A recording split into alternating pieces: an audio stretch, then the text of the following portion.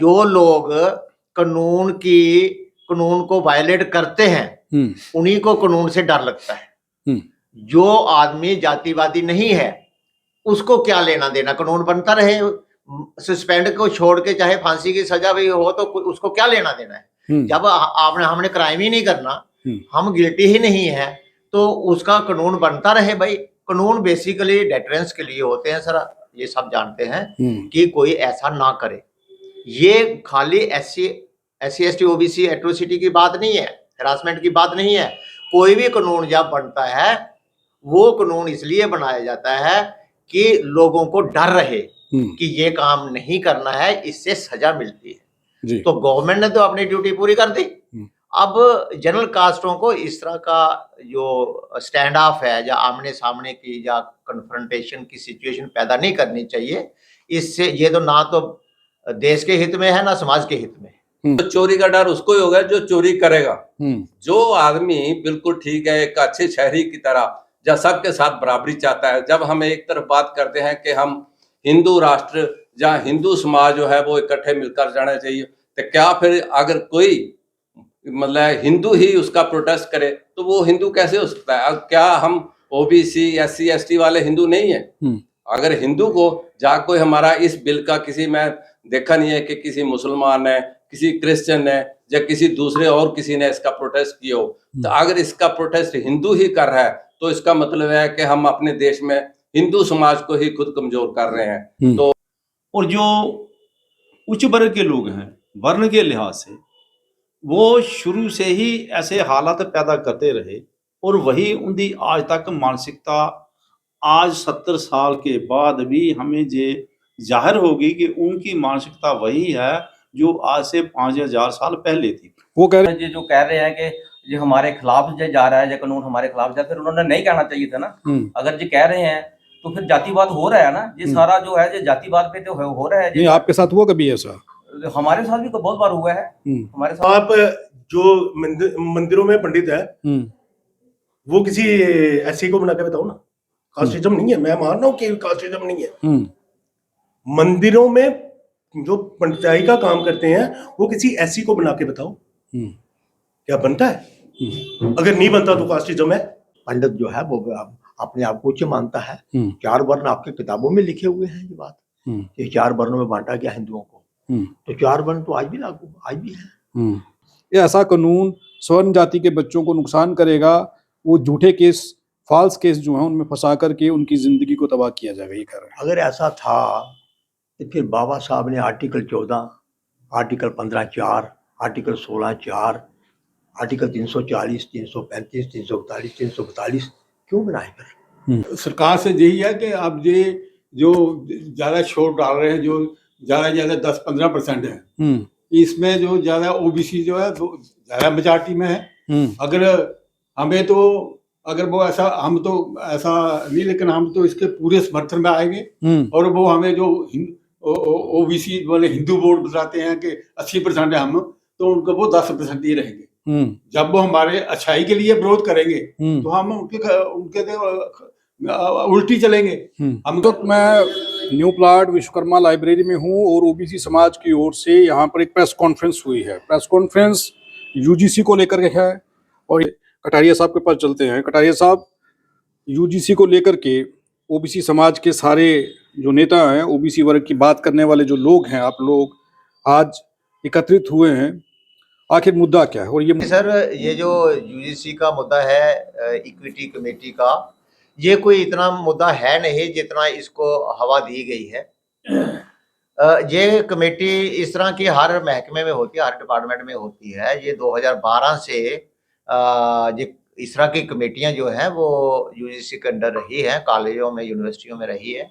Natural सी बात है कि जब भारत में जातिवाद थोड़ा बहुत है तो किसी को प्रोटेक्शन देने के लिए इस तरह की ग्रीवियंस को एड्रेस करने की कमेटियां बनती हैं।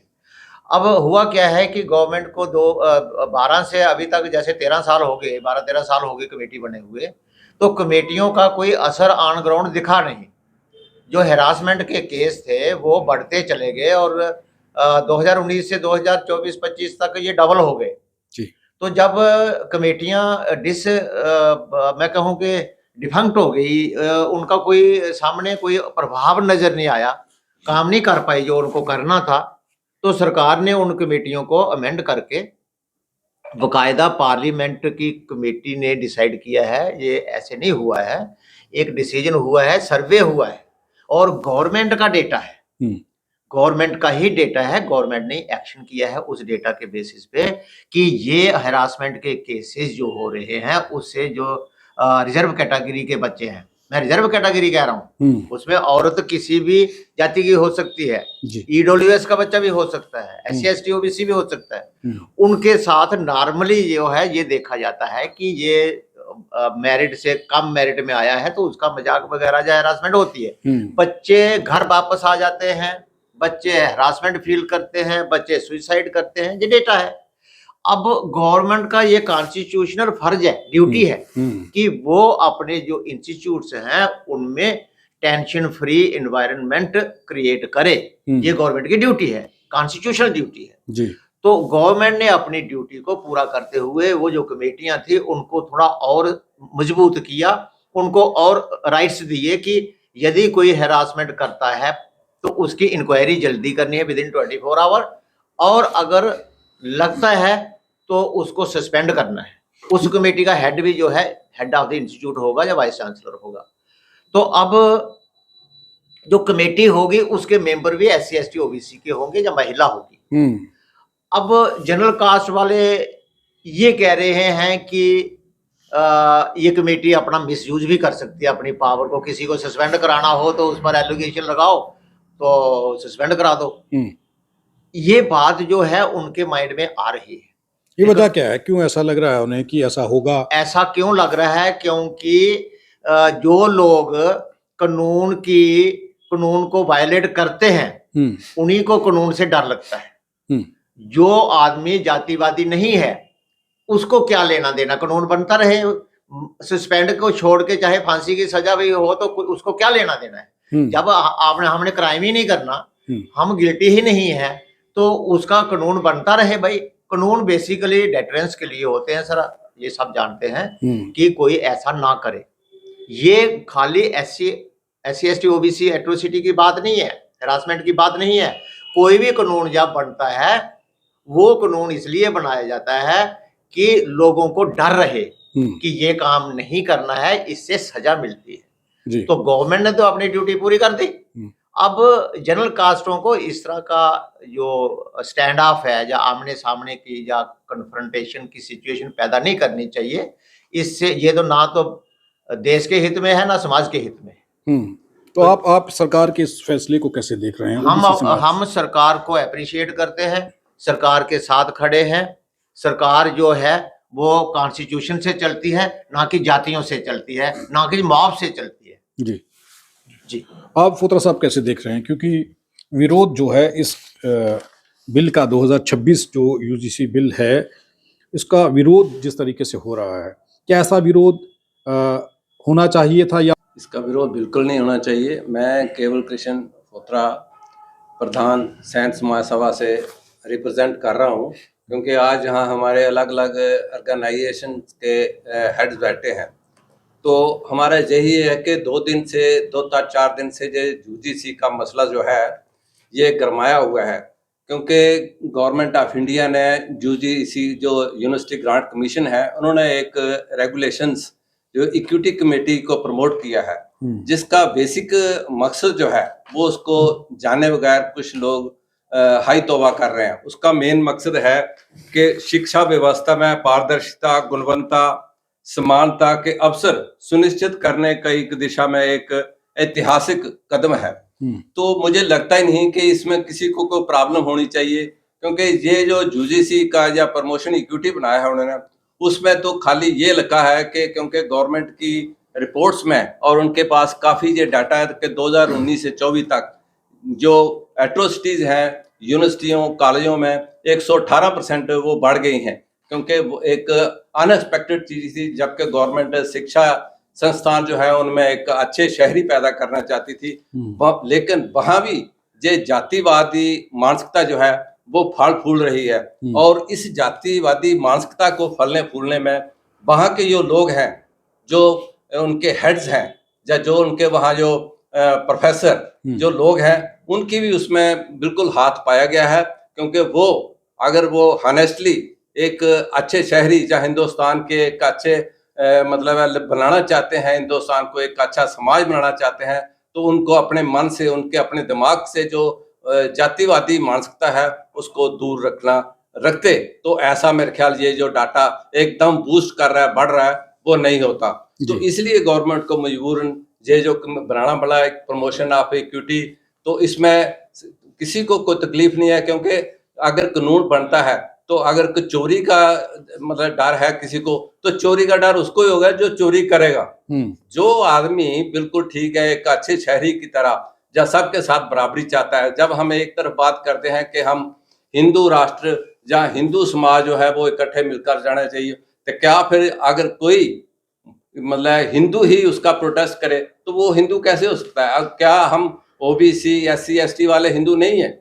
अगर हिंदू को जा कोई हमारा इस बिल का किसी में देखा नहीं है कि किसी मुसलमान ने, किसी क्रिश्चियन ने या किसी दूसरे और किसी ने इसका प्रोटेस्ट किया हो, तो अगर इसका प्रोटेस्ट हिंदू ही कर रहा है तो इसका मतलब है कि हम अपने देश में हिंदू समाज को ही खुद कमजोर कर रहे हैं। तो ऐसा जो है ये नहीं होना चाहिए, क्योंकि किसी के खिलाफ जो कोई है नहीं, या तो किसी का हक हकूक इससे महरूम किया जाता है। ये तो एक लॉ है कि जो इसको वायोलेट करेगा उसको सजा मिलेगी। तो इसमें किसी को डर कैसा, क्यों इसमें किसी का जा कोई किसी का हक मारा जा रहा है, या किसी की एडमिशन को रोका जा रहा है, या किसी के स्कॉलरशिप को रोका जा रहा है, ऐसी तो इसमें कोई प्रोविजन नहीं है। तो फिर इसमें सब बराबरी की बात हो रही है। तो अगर कोई इसमें एक्सेस करता है या किसी की मानसिकता के तौर पर कोई ऐसे करता है तो उसको जरूर सजा मिलनी चाहिए। और दूसरा, इसमें जो कमेटी गठन की गई है एक इंक्वायरी के लिए 24/7 एक इसमें वो किया गया है कि अगर किसी को कंप्लेंट है तो वो उसको लॉन्च किया जाए और इसकी इंक्वायरी होगी।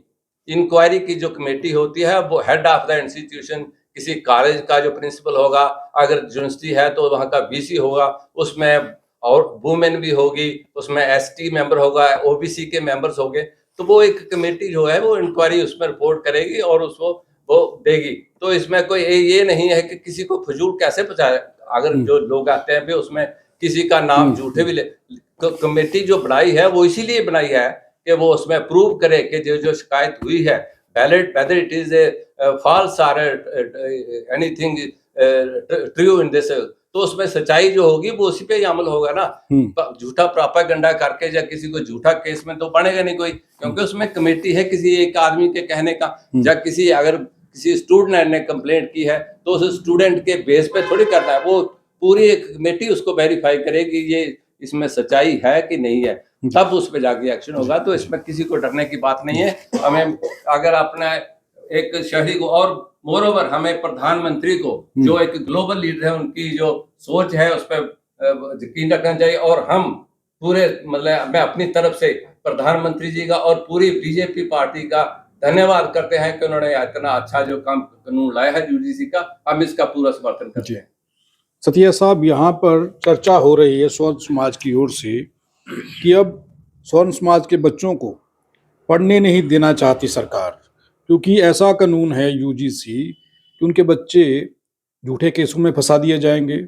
और अब स्वर्ण समाज में इतना गुस्सा है कि वो सरकार को उखाड़ के फेंक देना चाहते हैं, नरेंद्र मोदी को कुर्सी से नीचे उतारने तक की बातें अब हो रही हैं। आप कैसे देख रहे हैं?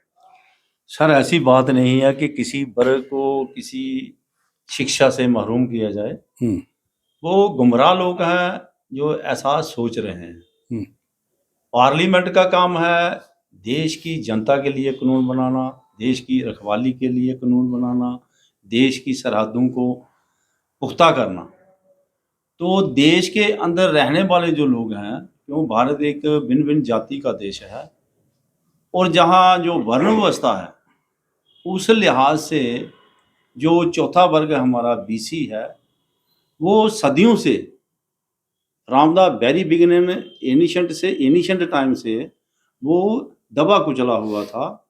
यूं ही भारत देश आया, नया कॉन्स्टिट्यूशन आया, उस कॉन्स्टिट्यूशन ने हमें स्कूलों में जाने का अधिकार दिया, पढ़ने का अधिकार दिया। अब जो समाज के अंदर एक प्रदूषित वातावरण बना था, और जो उच्च वर्ग के लोग हैं वर्ण के लिहाज से, वो शुरू से ही ऐसे हालात पैदा करते रहे और वही उनकी आज तक मानसिकता आज 70 साल के बाद भी हमें ये जाहिर होगी कि उनकी मानसिकता वही है जो आज से 5000 साल पहले थी। वो कह रहे हैं ऐसा है ही कुछ नहीं, सब आराम से रहते हैं, इकट्ठे बैठ रहे हैं, खा पी रहे हैं, जातिवाद है नहीं, तो फिर ऐसे कानून की आवश्यकता क्यों है?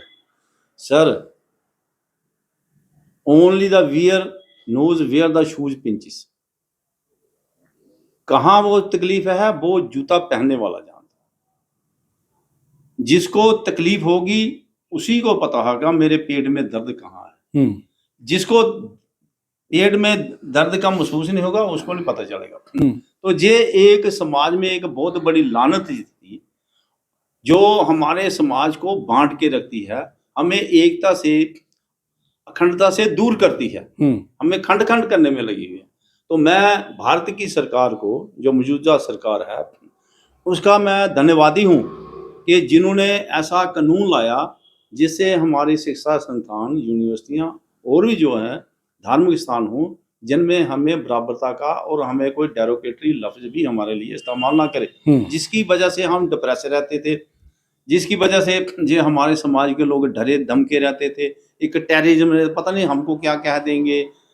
तो उन चीज़ों को दूर करने के लिए कि सिविल सोसाइटी का निर्माण करने के लिए जो सरकार ने कानून लाया है, आज हम तो 21वीं सदी भी खत्म होने को जा रही है। तो इसमें आज भी हम वही आज से 5000 साल पहले की मानसिकता रखें तो जी अच्छी बात नहीं है। हमें मॉडर्न भारत बनाना है, मॉडर्न सोसाइटी बनानी है, उसके लिए कि मॉरल कैरेक्टर होना बहुत लाजमी है। और मॉरल कैरेक्टर बनाने के लिए ये कानून तभी लाए जाते हैं जब उनको साफ सुथरा बनाना है। अगर आप जुल्म करते ही नहीं हो तो आपको डर किस लिए है? इसका मतलब है कि आपकी मानसिकता ये जाहिर करती है कि आप समाजी तौर पर उन जातियों को, उन वर्गों को दबे कुचले हाथ तक रखना चाहते हैं।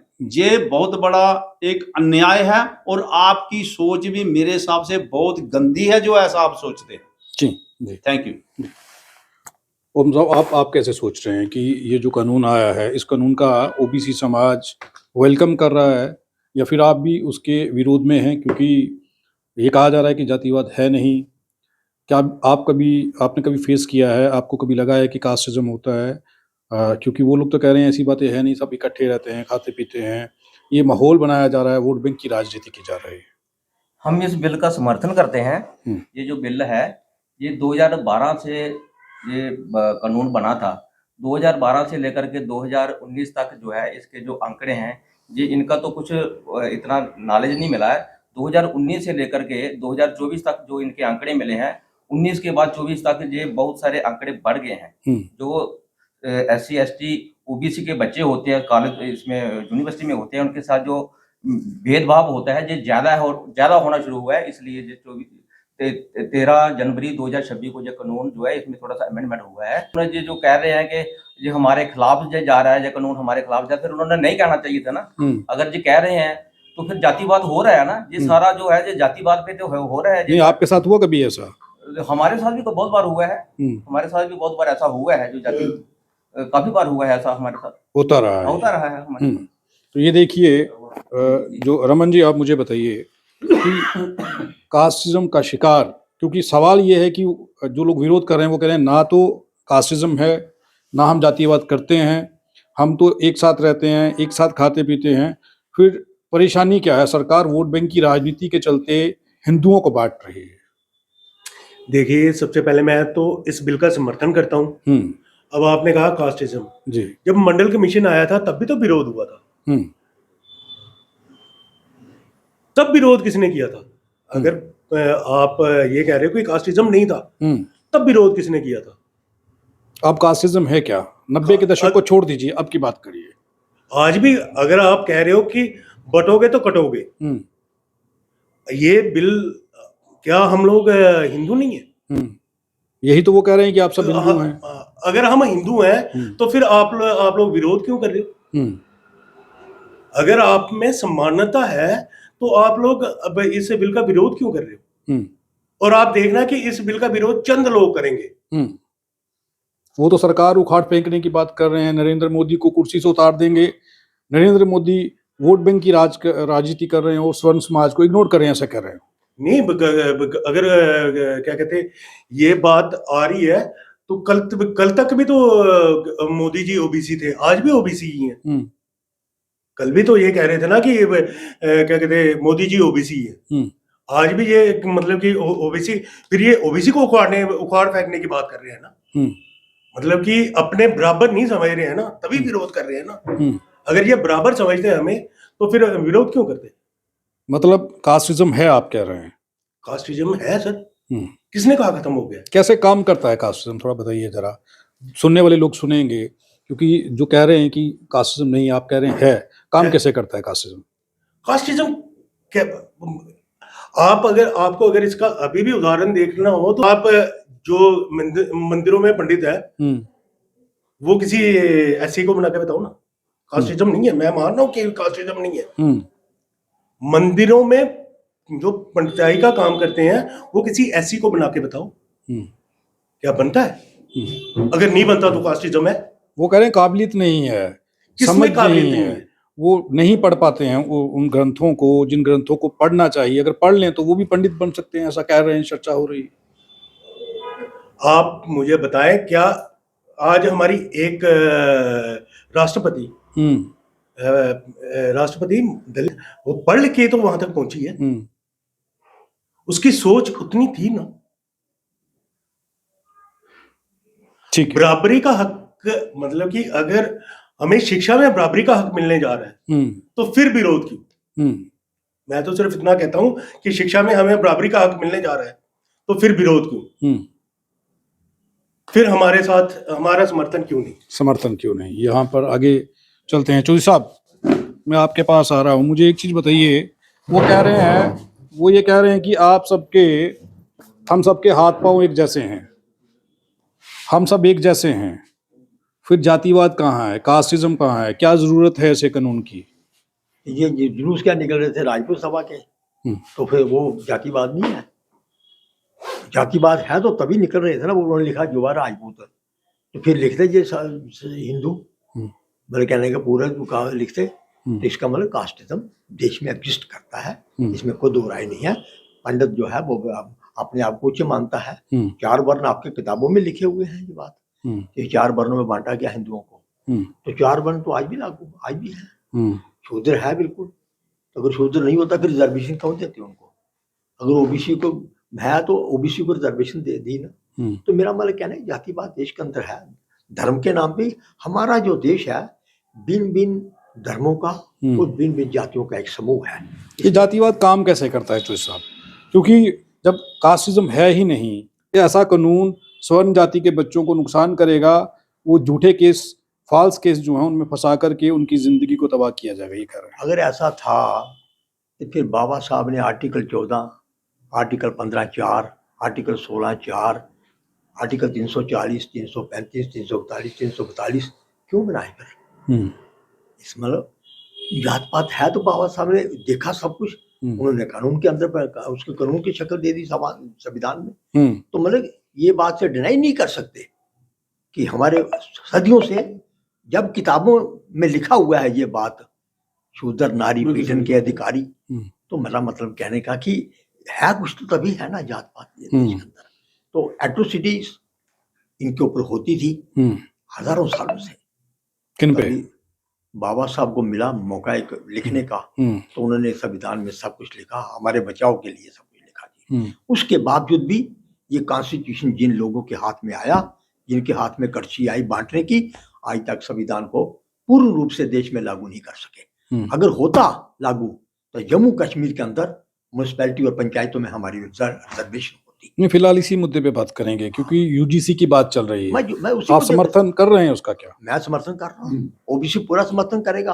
वो समय बीत गया, क्या नाम उसका, जब वो क्या नाम उसका 1992 के अंदर ओबीसी जागृत नहीं था, मैं मानता हूँ उस वक्त। आज ओबीसी जागृत है बिल्कुल। ओबीसी को पता है कि ये ओबीसी का जो आने से इसमें यूजीसी जो 2000 रूल बना है, इसके अंदर ओबीसी का जब एंटर किया है तो इन लोगों को यही तकलीफ हो रही है कि ओबीसी जो है वो हमारे महताज था। तो आज हम ये, अगर मैं एक बात कहता हूं, अगर नहीं है सवाल ये पैदा होता है, जो जुल्म करेगा, अगर वो लोग जुल्म नहीं करते हैं हमारे ऊपर, तो फिर क्यों घबरा रहे हैं इस रूप से? तो मेरा मतलब इसका मतलब वो कह रहे हैं कि झूठे पर्चे करवा दिए जाएंगे, फाल्स केस लगाए जाएंगे और स्वर्ण जाति के बच्चों को फंसा दिया जाएगा, इसलिए इसका दुरुपयोग होगा। ये जब कमेटी बनाई जाएगी, वो कमेटी पहचान करेगी कि ये झूठा है या सच्चा है, उसमें वो मेंबर डिसाइड करेंगे ना, जो यूनिवर्सिटी का चेयरमैन होगा, जो वाइस चांसलर होगा, वो डिसाइड करेंगे ना बैठ के सभी क्या झूठा है या क्या बात है। तो पहले ही कह दो झूठा है, इसका मतलब उनके मन में खोट है, तो तभी वो सड़कों पे उतरे ना। चलिए, आपको ये लग रहा है कि कोई ना कोई गड़बड़ी है जिसके चलते विरोध हो रहा है। साहब, आप कैसे देख रहे हैं इसे? विरोध हो रहा है, स्वर्ण जाति के लोग कह रहे हैं कि इसे हटा देना चाहिए, इसे कैंसिल करिए, अगर नहीं कैंसिल करते हैं तो सरकार को बदल दिया जाएगा, प्रधानमंत्री को बदल दिया जाएगा। और अब वो लिख रहे हैं कि 87% लोग प्रधानमंत्री नरेंद्र मोदी के राज में खुश नहीं हैं। ओबी समाज जो है उसके लिए भी ये लोग जो हमारा विरोध कर रहे हैं, ये भी हमें अपना हिस्सा बदलाते हैं। ये हमारे हिंदू हैं या कुछ भी, लेकिन जब जहाँ लेने देने की, जहाँ हिस्सादारी की बात होती है, उस वक्त हम ये उनके हिंदू नहीं रहते। यही बात इसमें है। ये तो मोदी साहब जब आए थे, मैं उसने कहा था मैं ओबीसी से हूँ, हमें तो उसी वक्त तवक्का थी भाई ये कुछ हमारे लिए करेंगे। फिर भी उन्होंने 11-12 साल लगा दिए, तो फिर भी हम उनका शुक्रिया अदा करते हैं कि उन्होंने ये किया है। लेकिन ये जो है ना, जो हमारा विरोध कर रहे हैं, ये हमें उस जगह देखना नहीं चाहते, अपने बराबर नहीं बैठना पसंद कर सकते हैं ना। ये चाहते हैं, देखो जितने भी डिपार्टमेंट है, एजुकेशन है, डिफेंस है, एग्जीक्यूटिव है, उसमें कोई भी हेड होगा आपका वही मिलेगा। जितने आज तक जहां हमारे अभी चौधरी साहब ने कहा था कि ओबीसी कमीशन बने हैं, जानबूझकर ये प्रकाश रखते हैं ताकि ये कोई कानून जो बनाए इनके खिलाफ ही वो बनाए। और मतलब अब ये जीडी शर्मा था, इसने चुन चुन कर, जो कोई ब्राह्मण था, आचार्य, अच्छा जो हिंदू पाकिस्तान से जहाँ आकर बसा हुआ है, चाहे वो सिख है, चाहे वो खत्री है, चाहे ब्राह्मण है, जरा वो सारे ओबीसी। मतलब इन्होंने अगर हमारा ओबीसी का बनाया होता कोई, तो वो हमारा दर्द देखता। ये उनको बनाते हैं ताकि इनको दे ही नहीं। हम तो ये शुक्रगुजार, ये मतलब चलो इस गवर्नमेंट ने जो और सरकार से क्या उम्मीद है अब आपको? सरकार से यही है कि अब ये जो ज्यादा छूट डाल रहे हैं, जो ज्यादा 10-15% है, इसमें जो ज्यादा ओबीसी जो है ज्यादा मेजॉरिटी में है। अगर हमें तो, अगर वो ऐसा, हम तो ऐसा नहीं, लेकिन हम तो इसके पूरे समर्थन में आएंगे। और वो हमें जो ओबीसी वाले हिंदू वोट बताते हैं कि 80% है हम, तो उनको वो 10% ही रहेंगे। जब वो हमारे अच्छाई के लिए विरोध करेंगे तो हम उनके उल्टी चलेंगे। हम कहेंगे ये हमारे जो बच्चों के लिए, या हमारे अच्छाई के लिए ये हमारे दुश्मन है। तो कल को अगर इलेक्शन होगी तो हम तो उनके खिलाफ ही जाएंगे। ये कौन है जो ये 10% उसको प्राइम मिनिस्टर को गद्दी पर बैठाने वाले? ये हमारे ओबीसी वाले हैं जिन्होंने इनको बल्क वोट दिया है, और इसीलिए अब सारे ओबीसी का गीत गा रहे हैं। ये यही जो है 50-60% ओबीसी पूरे हिंदुस्तान में है। जहां ये पलट जाएगा वही प्राइम मिनिस्टर आएगा। आपको लगभग, आप देखिए कि ओबीसी समाज के लोग आज यहाँ पर एकत्रित हुए हैं। एक प्रेस कॉन्फ्रेंस हुई है और उस प्रेस कॉन्फ्रेंस में जो चर्चा हुई है उस पर बात करने के लिए हम यहाँ पहुंचे थे कि आखिर स्वर्ण जाति के लोग जो कह रहे हैं कि कास्टिज्म नहीं है, कास्टिज्म नहीं है, और अगर कास्टिज्म नहीं है तो फिर ये जो लोग हैं ये यहाँ पर प्रेस कॉन्फ्रेंस क्यों कर रहे हैं? इन्हें क्या ज़रूरत पड़ी प्रेस कॉन्फ्रेंस करने की? और कास्टिज्म कैसे काम करता है उसके बारे में भी चर्चा हुई। और नरेंद्र मोदी और भाजपा का फुल समर्थन ओबीसी समाज की ओर से किया जा रहा है, क्योंकि ये जो कानून है, जो यूजीसी कानून है, इस कानून का अगर विरोध स्वर्ण जाति के लोग करेंगे तो समर्थन में ओबीसी समाज के लोग सड़कों पर उतरेंगे, ऐसा इनकी ओर से कहा गया है। आपको क्या लगता है कि क्या ये जो विरोध भाजपा का, नरेंद्र मोदी का, देश के प्रधानमंत्री का हो रहा है स्वर्ण समाज के लोगों की ओर से, उनके विरोध के बाद इस कानून को बदल दिया जाएगा, या फिर ओबीसी समाज, SC ST ओबीसी समाज के जो 85% पॉपुलेशन बनती है उनका ध्यान रखा जाएगा, उनको इग्नोर नहीं किया जाएगा और इस कानून को पूर्ण तौर पर लागू किया जाएगा।